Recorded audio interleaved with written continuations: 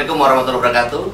Selamat datang kembali di Resilient Leader Podcast Cooling System Sespimti di Crack ke-33.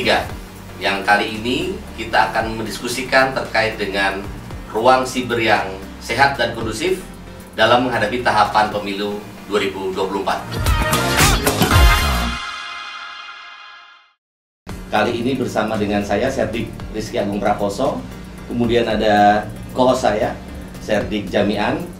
Dan kali ini kita kedatangan seorang tamu dari Universitas Pendidikan Indonesia Bandung. Beliau adalah salah satu ahli bahasa yang sering membantu Polri untuk menangani tindak pidana khususnya Undang-Undang ITE. Saya perkenalkan, telah hadir bersama kita Profesor Andika Duta Bahari. Saat ini beliau menjabat sebagai Kepala Kantor Hukum di Universitas Pendidikan Indonesia. Selain yang saya sebutkan tadi, beliau juga merupakan ahli linguistik forensik, betul ya Prof? Betul. Dan juga analis Penggunaan bahasa. Rekan-rekan sekalian, kita sama-sama ketahui bahwa saat ini kita memasuki fase post-truth atau post-truth era, di mana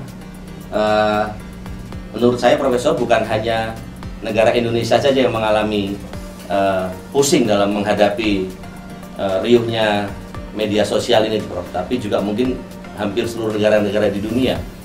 Karena kita tahu bahwa dalam post-truth era ini, kebangkitan teknologi internet ini mendominasi pikiran masyarakat dan juga peradabannya. Ruang digital menjadi tempat untuk menebar segala hal, baik itu kebaikan, kebenaran, kebohongan, caci maki, dan bahkan fitnah. Nah, kali ini kami ingin mendengarkan pendapat Profesor terkait dengan hal ini, Prof. Khususnya bagaimana kita bisa menjaga ruang siber kita ini untuk tetap kondusif dalam menghadapi pemilu 2024. Jadi ruang siber sekarang ini kan ini menjadi fenomena yang seksi ya untuk dibahas, karena dalam konteks Indonesia ini harus diperhatikan bahwa Indonesia itu tercatat sebagai pengguna cyber terbanyak kedua di dunia, Pak. Kita hanya kalah oleh Cina dan India saja dari sisi kuantitas ya. Dan dari sisi kualitas juga perlu saya tampilkan data yang di 2023 ada riset yang dilakukan oleh We Are Social, sebuah LSM yang berada di Inggris, tentang durasi penggunaan media sosial oleh masing-masing negara di masa COVID ya. Jadi per 2023 itu masyarakat jumlah penduduk Indonesia itu tercatat sebanyak 250 juta. Dan 70% dari penduduk Indonesia itu atau sekitar 176 juta itu terhubung dengan media sosial. Ya, sekali. Dan dari jumlah itu mereka menghabiskan sepertiga waktunya untuk bermain medsos. Jadi bisa dibayangkan hampir 8 jam ya, kurang lebih 8 jam masyarakat Indonesia secara dominan itu menggunakan atau berada di ruang maya dalam setiap harinya. Dengan fakta statistik seperti itu, wajar saja kalau dunia siber, ruang digital kita itu riuh. Intensitas masyarakat Indonesia lebih dari 50%-nya. Dari sisi jumlah saja kita sudah menang. Bayangkan saja 176 juta orang bermain medsos selama 8 jam per hari, ini angka tertinggi. Dan yang harus diperhatikan juga, yang harus disadari bahwa kondisi digital well-being masyarakat Indonesia itu kan masih rendah kan. Nah, terutama yang harus diwaspadai itu dalam konteks pemilu ini, saya mencatat ini penafsiran tentang freedom of expression, kebebasan berbicara itu menjadi salah satu yang mudah ditafsir, salah tafsir ya. Jadi masyarakat Indonesia itu menafsirkan bahwa kebebasan berbicara itu didefinisikan sebagai sebebas-bebasnya berbicara. Padahal kalau harus diungkap, freedom expression itu konsep yang awalnya muncul di zaman Romawi dengan nama parrhesia. Jadi intinya dari freedom expression itu hal yang benar. Kalau di kita itu bebas berbicara itu ya sekarang cangkem lah ya. Akibatnya kan banyak hoax yang bertebaran. Itu ya karena salah tafsir, kebohongan berseliweran di kita itu ya karena tidak memahami bahwa konsep freedom of expression, kebebasan berbicara itu sebetulnya ya tidak apa-apa mengatakan apapun asal yang dikatakannya itu benar. Mohon maaf saya potong, Bro. Kembali ke masalah freedom of speech, freedom of expression. Siap. Jadi sekarang ini kan banyak orang mengatasnamakan demokrasi, freedom of speech, freedom of expression, tetapi mempunyai motivasi dan tujuan yang tidak baik. Seperti apa itu, Bro? Ya karena ya lagi-lagi ruang digital itu selalu dikait-kaitkan sebagai ruang bisnis, Bang. Viewer itu sama dengan earning, Bang. Jadi ya mereka kecenderungannya sekarang, Bang, viewer itu akan didapatkan apabila konten-konten yang dihadirkan itu satu anti mainstream, yang kedua itu bertolak belakang dengan ya gagasan utama lah ya, pokoknya hal-hal yang kontroversial, kontroversi, ya kontroversi lalu subversif itu menjadi hal-hal yang dinanti oleh seksi ya para netizen gitu. Dan ketika itu terjadi maka viewer tinggi maka ya sama dengan earning. Ketika viewer tinggi, earning muncul. Nah ini apakah juga berlaku, Prof, pada saat menjelang pemilu? Jadi orang istilahnya kan cari perhatian di sini. Sangat berlaku. Ya, terutama di beberapa hari terakhir menjelang pemilu ini, sekarang banyak isu-isu yang bertebaran sebetulnya yang diserang itu ya, sebagai contoh nih. Isu-isu yang sebetulnya sudah selesai diperbincangkan di bagian awal pemilu seperti kampanye bagi-bagi susu kan muncul terus itu. Lalu kesalahan-kesalahan Bawaslu sebagai penyelenggara pemilu terus diekspos gitu. Ini kan ujung-ujungnya secara politik ini ingin melemahkan kredibilitas penyelenggaraan pemilu gitu. Oke, baik, jadi medsos juga bisa dijadikan sebagai sarana untuk negatif campaign, bahkan black campaign ya, Prof? Betul ya. Prof, mohon maaf saya potong, Prof. Terkait dengan statistik ancaman cyber. Siap. Tentunya kita harus melihat, kalau kita bandingkan dengan tahun 2019 kemarin sampai dengan saat ini, apakah Profesor mempunyai data real? Bagaimana perbandingan statistik tersebut? Ada. Baik, jadi kalau terus terang secara statistik, jumlah ancaman cyber atau cyber crash atau cyber trouble di era pemilu sekarang itu jauh lebih minim dibandingkan pemilu 5 tahun yang lalu. 2019 ya.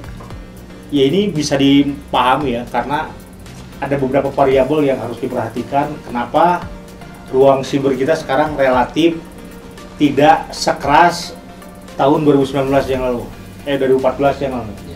14-19 ya. 2014 ya karena pemilu yang lalu itu kontestasi hanya diikuti 2 pasangan, dan itu yang menyebabkan terbaginya netizen dalam 2 kutub, ya merah hijau gitu ya. Dan itu benturannya sangat keras. Kalau sekarang itu lain lagi. Sekarang tidak, walaupun padahal ya sebetulnya secara ideologi masih 2 kutub gitu ya. Yang berbenturan itu secara ideologi masih 2 kutub, merah dan hijau, tapi karena bajunya saja yang berbeda, tidak bipolar seperti tahun kemarin gitu ya. Hanya ada 2, X dan Y gitu ya. Ketika ada posisi rivalitas seperti itu ya benturannya keras ya. Tinggi sekali gitu. Karena langsung terbelah 2 ya.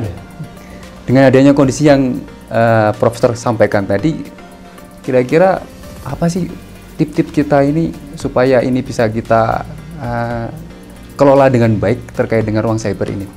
Ya lagi-lagi gitu ya. Kan ruang cyber itu sebetulnya ya dia itu hanya merupakan channel, saluran, bahwa dia ya hal yang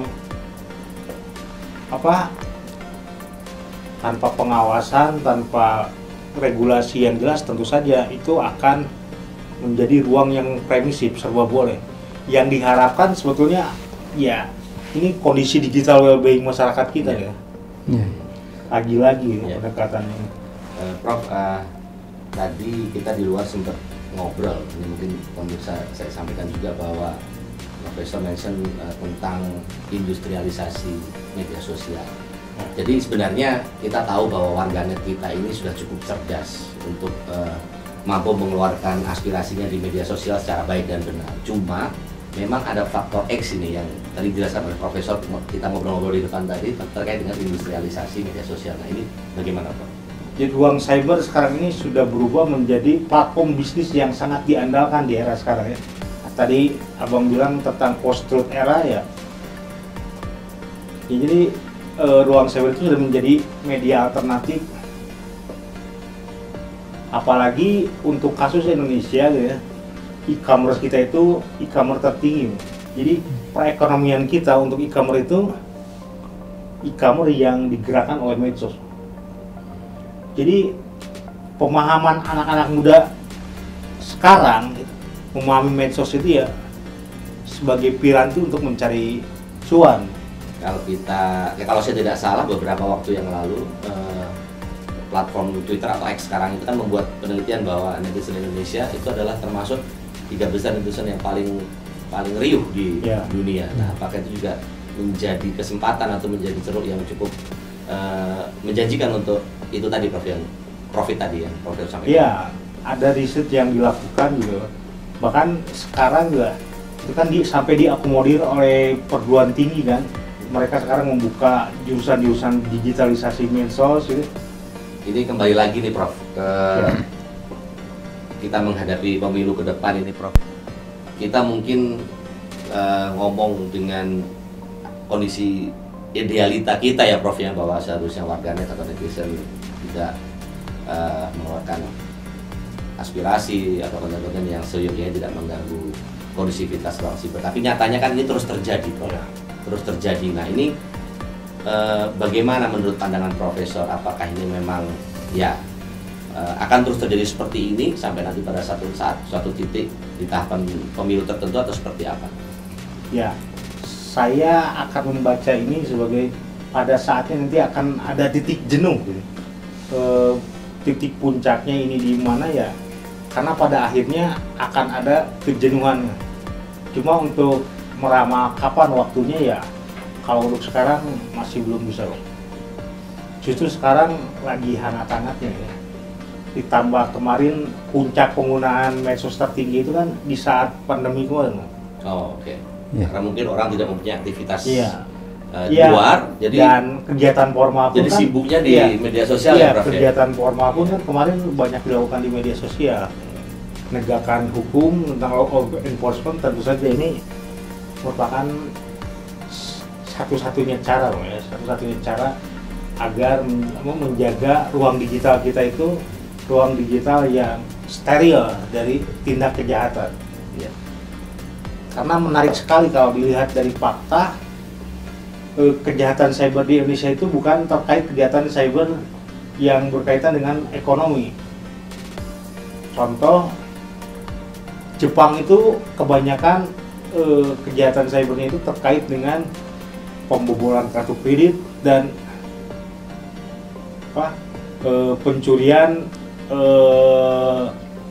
Bitcoin. Jadi menurut Profesor akan masih terus terjadi kalau kita tidak memberikan contoh ya, memberi efek betah ya, Prof ya. Sebetulnya pendekatan penegakan hukum harus diimbangi juga dengan pendekatan pendidikan ya. Literasi. Ya, literasi digital.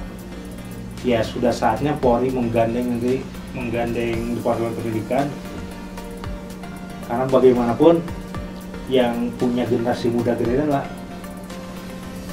Departemen ini, bagaimana caranya secara formal itu kepolisian bisa mendidik ya generasi muda kita agar memiliki derajat well-being yang tinggi Bang, yang baik ya. Itu yang diharapkan. Ada sikap digital digital well-beingnya yang ampuh sudah selesai, tidak akan ada lagi persoalan. Karena kalau terus penegakan hukum gitu, Iya. energi kita habis, capek. Gitu. Ya, Prof. Ya, Tentunya Prof. kami juga dari TNI dan Polri, Prof, juga akan secara internal ya, Siap. kita ada literasi internal untuk anggota-anggota kami, Prof, dari kepolisian dan juga dari teman-teman TNI, karena praktek itu juga tidak lepas dari anggota TNI Polri juga, Iya. Prof. Prof, kembali lagi kita ke pemilu. Siap. Jadi saat ini masih ada, ya saya katakan ada kekhawatiran dari warganet ya terkait dengan pemilu ini, ancaman-ancaman cyber, terutama ada kekhawatiran pembobolan data dan sebagainya. Nah, ini bagaimana menurut pendapat dari Profesor? Baik, terkait dengan pembobolan data, saya kira ini sudah jauh-jauh hari sudah diantisipasi ya. Pembobolan data ya untuk manipulasi dan memenangkan salah satu paslon. Saya kira kekhawatiran ini terlalu berlebihan kalau diungkap Yeah. gitu ya. Justru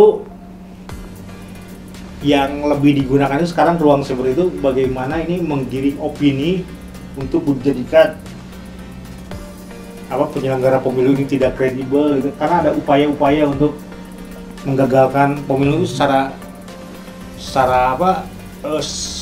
formal, secara struktural ini untuk menyalahkan sistem penyelenggaranya. Artinya warganet tidak perlu khawatir terkait dengan mungkin ancaman pembobolan data, manipulasi Tidak. data, itu sudah disiapkan strateginya Iya. ya Prof ya. Oh, demikian ya. Karena negara pun sudah menyiapkan sistem pertahanan yang Iya.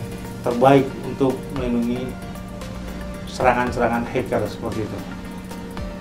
Prof, saya ada satu pertanyaan ini mungkin juga kita sama-sama agak susah jawabnya ya, tapi terkait dengan tahapan pemilu ini, Prof. Keriuhan, kemeriahan dalam quote and quote yang negatif ya, Prof ya, di ruang siber, di ruang digital ini mau sampai kapan nih kira-kira? 14 Februari nyoblos terus tiba-tiba besoknya hilang semua, atau akan terus sampai nanti ada ya tahapan selanjutnya? Ya, sampai penyusunan kabinet pun Oh, ini akan, karena kalau dilihat gitu ya, pertarungannya ini, pertarungan di ruang cyber itu masih pertarungan kadun kampret jilid jengel. Ini hanya pembahasannya saja yang berbeda. tapi polarisasinya masih Iya. masih residu Iya. dari 2019 ya, Betul. Prof ya? Warganet kita itu warganet yang pandai memelihara dendam seperti ini. Iya, iya. Luar biasa. Ya berarti ini menjadi tugas kita bersama ya, Profesor, rekan-rekan semuanya, bahwa Betul. bukan Ya. hanya tugas polisi, bukan hanya Betul. tugas tentara Ya. saja, bukan Pada hanya tugas- saatnya nanti penegakan hukum itu akan menemukan titik jenuh. Jadi pada saatnya penegakan hukum itu ya capek kalau kita melakukan penegakan hukum. Dan jangan salah bahwa penegakan hukum untuk kejahatan cyber itu penegakan hukum yang berbiaya tinggi, Pak. Ya. Yang Betul. sebetulnya bisa dicegah dengan ya pendidikan yang berkualitas. Itu akan berbanding lurus dengan sikap masyarakat di ruang cyber. Tapi Prof, kalau kita sepakat sebenarnya, Prof ya, sama-sama bahwa kita merasa kita sudah capek ini semua terkait dengan hal seperti ini di media sosial, terus kemudian kita tidak menanggapi, tidak mengunggah ulang, tidak merepost, kan sebenarnya ini juga bisa menjadi kampanye yang baik, Prof, untuk menjadikan ruang cyber lebih kondusif. Betul. Ya, tapi karena secara kultur pemahaman terhadap freedom of expression ya terutamanya, freedom of speech-nya sudah sesat dari awal gitu ya. Bahwa freedom of speech itu pokoknya bebas, sebebas-bebasnya mau ngomong apapun boleh gitu. Padahal kan di alam demokrasi ini ya apapun memang boleh untuk dikatakan silakan, tapi ya ketika ada dampak hukum ya kita harus bertanggung jawab dengan adanya. Karena Tetap ada rambu-rambunya Iya. ya, tetap ada rambu-rambunya ya. bahwa kebebasan itu tidak berarti boleh seenaknya, tidak. Oh, ketika kebebasan itu merugikan orang lain, menyakiti orang lain, ya itu adanya delik kan berarti. Betul. Sebenarnya sih saya berharap penyidik Polri tidak memanggil atau tidak memberikan bantuan Prof Andika lagi, berarti itu kan berarti sudah tidak ada lagi kasus yang terkait dengan penyebaran hoax. Jadi mungkin Pak Jamian yang terakhir ya, himbauan Prof ini. Sekali lagi ya, upaya penegakan hukum tetap pasti akan dilaksanakan oleh rekan-rekan Prof secara proporsional dan profesional, tetapi secara preventif kita juga perlu memberikan himbauan kepada para warga. Jangan menggunakan media sosial sesuai dengan emosi, jangan terlalu pelibatan emosinya jangan terlalu tinggi kan, justru pelibatan kognisinya yang harus tinggi di era seperti ini. Ya kita harus menjadi aktor, ya menjadi pembaharu di ruang digital dengan sedikit menggunakan kecerdasan kita. Jangan menggunakan emosi gini. Ini ya, orang Indonesia ini kebanyakan netizen kita itu pelibatan emosinya terlalu tinggi. Nah ini penting nih, jangan menggunakan emosi ya Prof. Ya, pelibatan emosi yang tinggi ini ya. Atau jangan nge-tweet, jangan membuat konten saat emosi begitu Prof. Karena transfer emosi itu akan sangat mudah Mas daripada transfer kognisi. Transfer emosi itu bagi orang lain itu tidak akan menggunakan pikiran, mereka akan cenderung ikut-ikut. Dan begitu sudah diunggah, sudah tidak ada lagi kata mundur ya Prof ya? Sudah. Ya kalau sudah diunggah kan itu menjadi jejak digital kan? Iya betul. Jadi sekali lagi rekan-rekan, kami di sini mengingatkan rekan-rekan seperti yang disampaikan oleh Prof Andika tadi, bahwa jangan mengunggah konten atau memberikan statement pada saat kita sedang emosi ya Prof ya? Ya karena digital record itu tetap akan ada selamanya di situ, sudah tidak bisa dihapus lagi. Yang terakhir Pak Jamian? Ya mungkin kita berharap semua Prof ya. Jadi pemilu ini bisa berjalan dengan aman sesuai dengan keinginan kita semuanya. Intinya semuanya yang menjadi di dalam ruang cyber ini harus mendukung.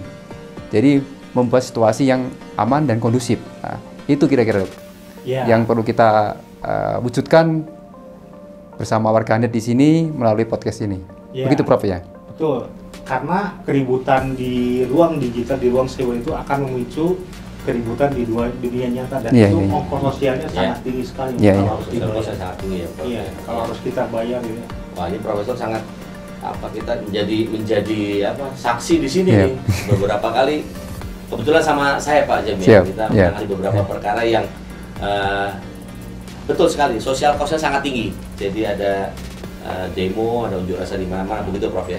Kalau demo unjuk rasa masih oke lah. Ini kalau sudah ada bakar-bakaran itu yang kasus yang tidak kita harapkan. Contohnya kasus Tanjung Balai kan tuh. Betul. Bagaimana awalnya itu di dunia cyber hanya ada hoax. Padahal hoax itu tidak berarti dampaknya sangat luar biasa. Dampaknya di ruang nyata kan bukan lagi hoax, ini sudah fakta. Ada hoax yang beredar waktu itu di Tanjung Balai. Masjid tidak boleh lagi mengumandangkan azan menggunakan toa. Habis itu semua kelenteng dibakar di Tanjung Balai Mas. Jadi yang harus dijaga itu ya, itu tadi. Harapannya jangan sampai keributan di dunia cyber ini merambat ke dunia nyata. Dan kecenderungan ini ada Mas. Wah, kecenderungannya bisa sangat mungkin terjadi. Ya kita berharap keributan kegaduhan ini ya selesai ya di ruang cyber tanpa harus ada letupan di dunia nyata. Karena kansnya kalau untuk keributan dengan komposisi sekarang ini sangat tinggi ya. Ya mudah-mudahan berjalan lancar, keberterimaan dengan hasil gitu. Nanti dengan hasil pemilu semua orang ya, semua masyarakat mudah-mudahan memiliki keberterimaan yang tinggi dengan hasil pemilu gitu. Ya kalaupun misalnya ada yang menganggap ada kecurangan ya silakan saja, ajukan saja secara sistem yang berlaku, jangan ada mekanismenya ya Pak. Cyber ini bisa mendamaikan. Ya betul. Bagaimana nantinya pada saat hasil dari pemilu ini. Nah, artinya bahwa kita tetap harus mau untuk merajut tali persaudaraan ya Prof ya, meskipun mungkin kita rame di media sosial, tetapi tentunya secara hubungan sosial kekeluargaan tetap harus kita jaga ya Prof ya. Mestinya kan di cyber kita berdebat, di dunia nyata kita bersahabat. Luar biasa. Itu luar biasa. Gimana tadi Pak Jamian? di ruang cyber kita berdebat, tapi di dunia nyata kita tetap bersahabat. Dengan demikian, mari kita bersama-sama untuk mewujudkan ruang cyber yang aman, kondusif, dan tentunya bermanfaat. Sampai kita ketemu lagi, mungkin dengan narasumber dan tamu yang lain, tetap di podcast Leader Branding Sespim Polri. Terima kasih.